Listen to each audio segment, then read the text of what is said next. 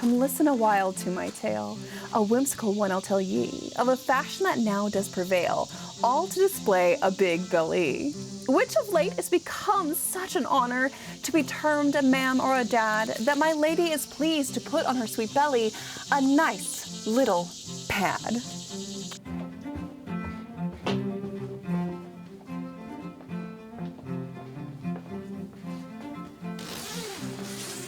How do you keep up with fashion when it feels like it's changing constantly? Rapid shifts and trends is one of the reasons why we have a fast fashion problem today. But what did you do when all of your clothes were hand-sewn and fashion basically got turned upside down overnight? You cut that dress up, y'all. In 1793, fashion, like politics, changed what feels like overnight. One minute, women's gowns are at the natural waist, and the next, they're completely under the bust. This shift was so jarring that from 1793 to 1794, magazines, newspapers, and even satirical prints are losing their collective minds over how women, regardless of their age, are all walking around looking as if they're pregnant, like on purpose. Publications even go so far as to accuse women and girls of wearing belly pads to enhance the appearance of pregnancy. While sewing a new gown with new fabric in this high-waisted style would have been achievable for many, everyone, regardless of their social class, would not have just thrown away their old clothes. Fabric was expensive, and remaking clothing was the most common and economical way to stay on top of fashion. And that's what we're going to do today, friends. While we explore this whole looking pregnant trend and try to uncover if there is any truth to women wearing belly pads, or if it was just made up as 1790s clickbait. And just so we are clear, this is not a pregnancy announcement video, okay? That's not what we're doing here.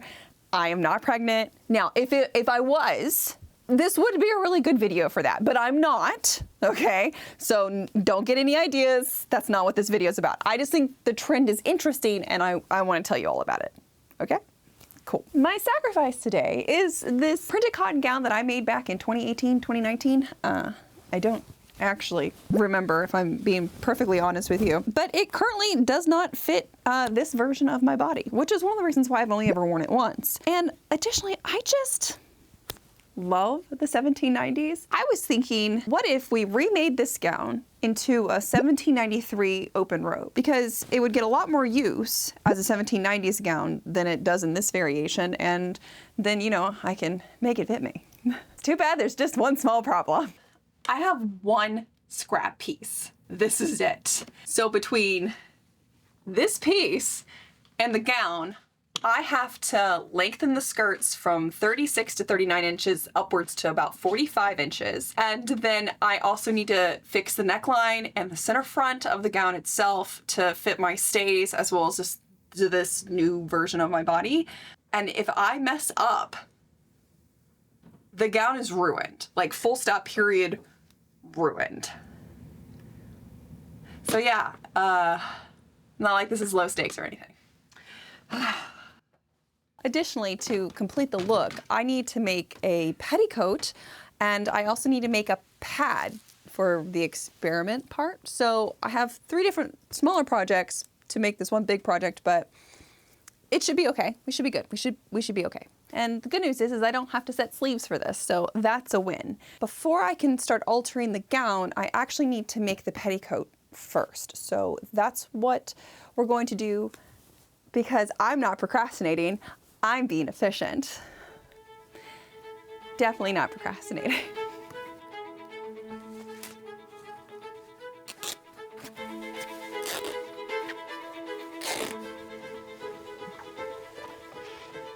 The 1790s were a transitional decade, both for politics and fashion.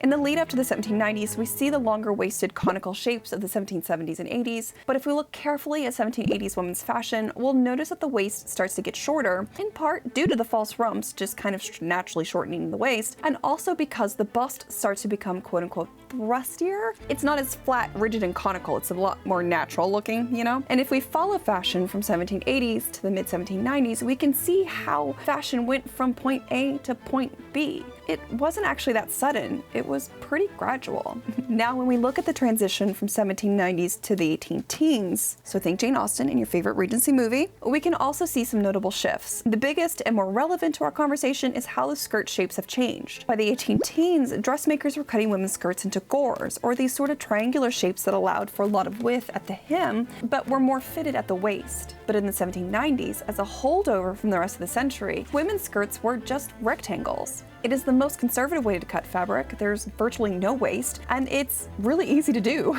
so everyone liked it. Now, gathered or pleated skirts in rectangular shapes, so big tubes that go all the way around your body, is not a big deal when the skirts sit at your waist. But when the waistline is now under your boobs, it's a totally different look. And it's here that we see this whole trend of looking pregnant happen.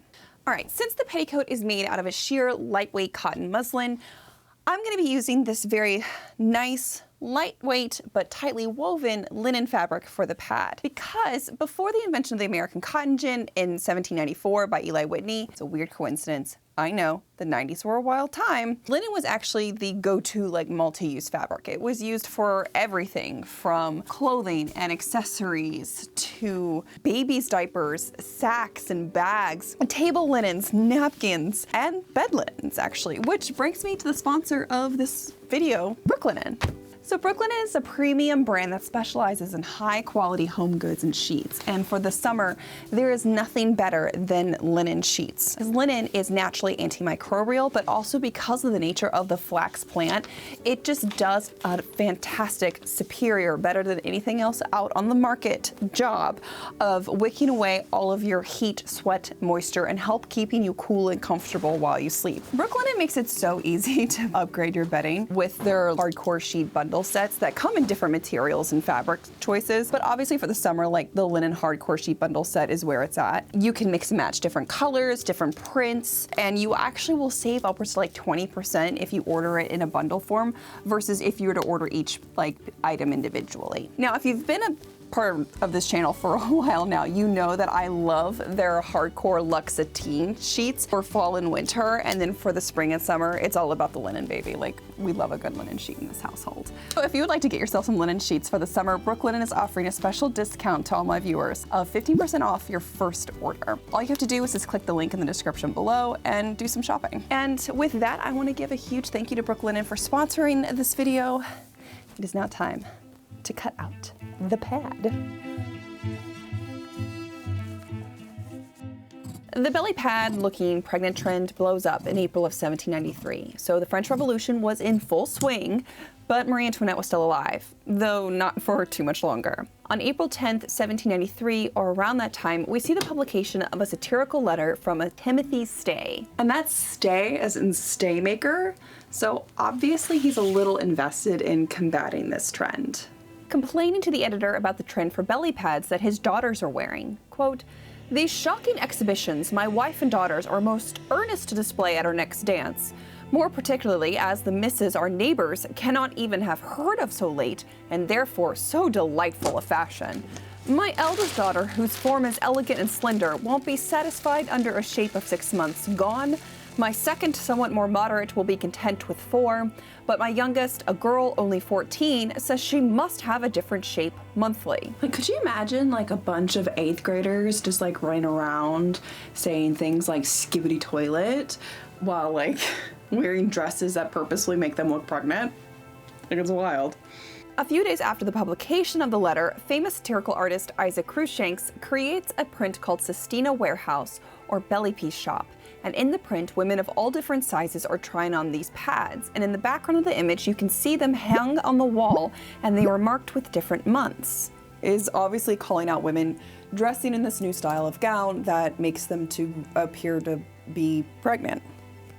While the dates I have indicate that the letter by Mr. Stay came before the print, either way, the evidence overwhelmingly shows that this discourse really started around April of 1793. Part of the joke here is that the women have moved their false rumps that they wore throughout the 1780s from the back to the front.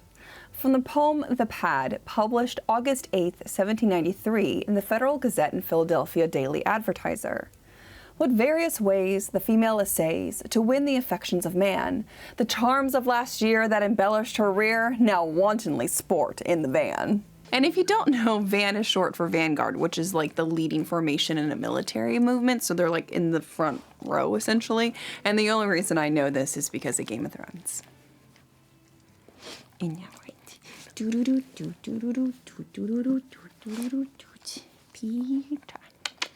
Dinklage, Peter Dinklage.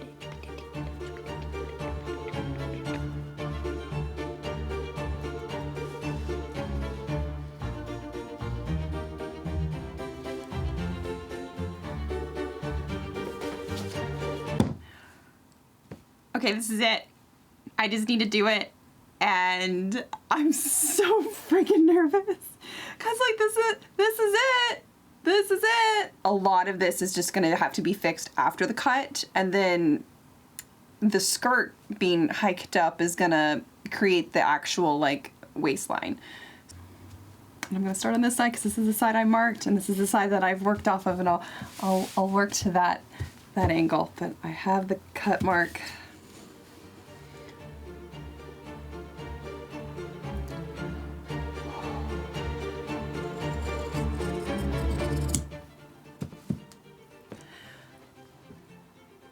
Oh, I just did it.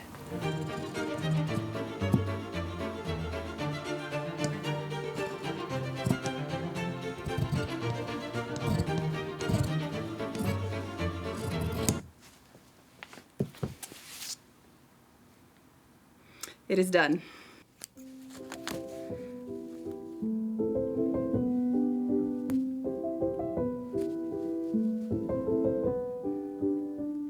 You can see this correlation between false rumps and belly pads if you put Sistina's warehouse or the belly piece shop next to the bum shop from 1785. It's the same pads on the wall, or at least some of them. And yes, it's here that I actually took my inspiration for the pad that I just made. This whole belly pad thing just blew up, becoming what we would consider a trending topic and very, quote, clickbaity. While I couldn't find a millinery shop advertisement for belly pieces or pads, newspapers in the UK and America spent the next couple of years discussing pads and appearing pregnant. In one, they even give dimensions, stating the materials of it are still a secret with the milliner, but its size is ascertained to be from 6 to 9 inches thick and 12 to 15 broad. It appears in front and is situated about 8 inches below the ancient seat of the Merry Thought. He's talking about boobs. Merry Thought equals boobs. Cool? Okay.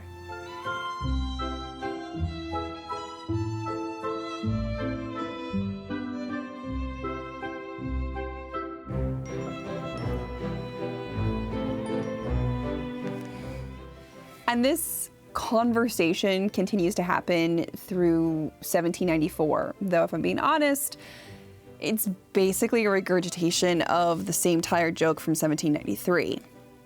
Now, in May 2nd, 1794, in the Impartial Herald that's published in Newburyport, Massachusetts, they go so far as to claim that the trend started through one of the British royal princesses trying to hide an illegitimate pregnancy. Now, when I was doing research for this, I never came across any evidence of any of the royal princesses trying to hide an illegitimate pregnancy in the 1790s. There was a rumor about Princess Elizabeth and George Ramus having a daughter out of wedlock in 1788, but that's like 5 years before this trend even began. Or 6 years, 5 or 6 years, yeah. So it couldn't be that they're referencing. So that's not to say that the truth is going to stop them from making the jokes or making the reference. There's no actual historic evidence for it in this particular instance. They're just making, frankly, mean jokes at these young women's expense. That's it.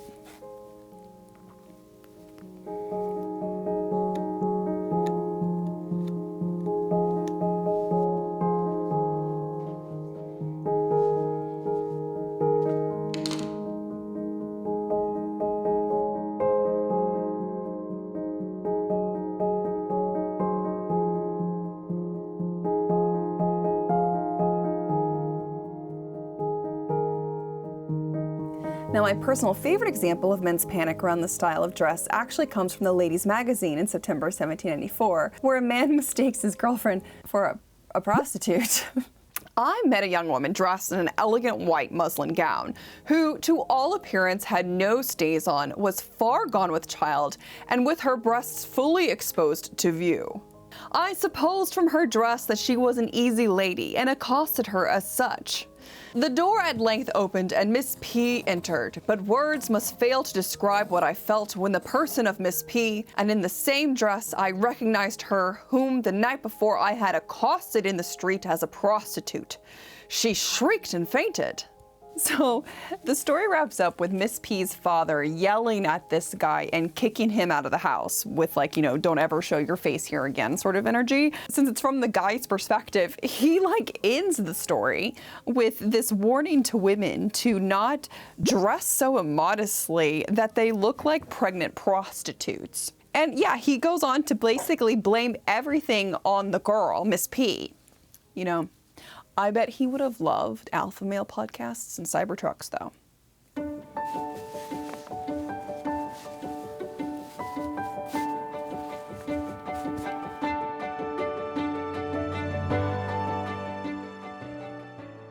All right, so we have all of this evidence that pads existed from like 1793 to 1794. And like these same sort of references like actually continue to pop up as late as 1797. But the question is it true? No, I don't think so. And here's why. First of all, the evidence is actually from unreliable narrators. All of the evidence I've been able to find has been from a man's perspective. Like I mentioned earlier, I haven't actually found an advertisement from a milliner or a mantua maker advertising any sort of belly pad for purchase. And like looking back through my evidence, I also haven't found anything that's actually from a woman's voice. Even the articles in a woman's magazine are written by men.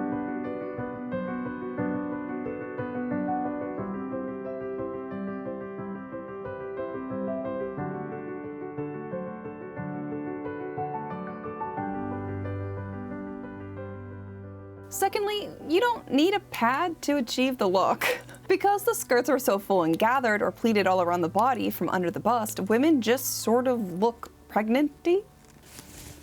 So what I think we're seeing here, but about like these jokes with the belly pads and whatnot, is just this sort of mild conflict between the genders, okay? So like all of a sudden, women have adopted this new style of gown that they like, that they enjoy, that they're wearing because it's comfortable and they're having a good time with it.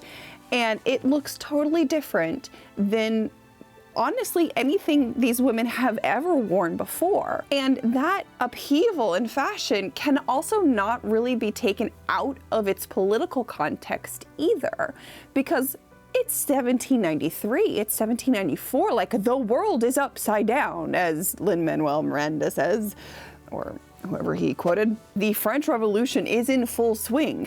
In fact, it is so active that both Marie Antoinette and Robespierre were guillotined that year. It was a lot.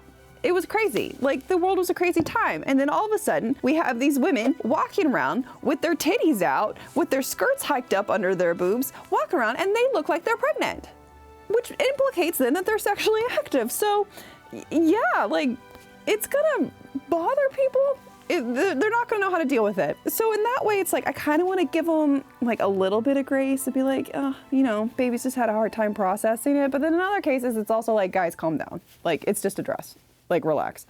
But I just think the humor and the jokes, other than like making fun of women's fashion, is just an easy target. It's literally punching down. It's also just a way for them to kind of process this and their feelings and their discomfort with these changes in a way that, you know, won't get them beheaded.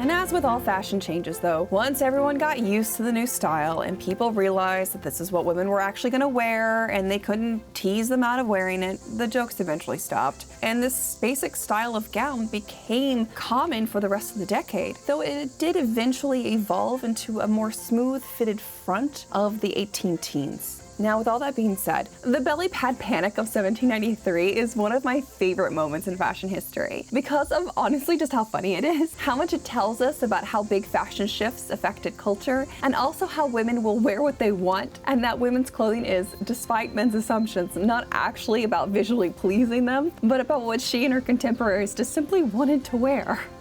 I'm really happy actually with how this dress came out. It was a lot easier to alter than I thought it would be, to be honest. Like, I was prepared for it to be a really difficult time. Yeah, I hope you guys enjoyed this little experiment too, and learning about the belly pad fashion for 1793, 1794, or the lack of belly pad.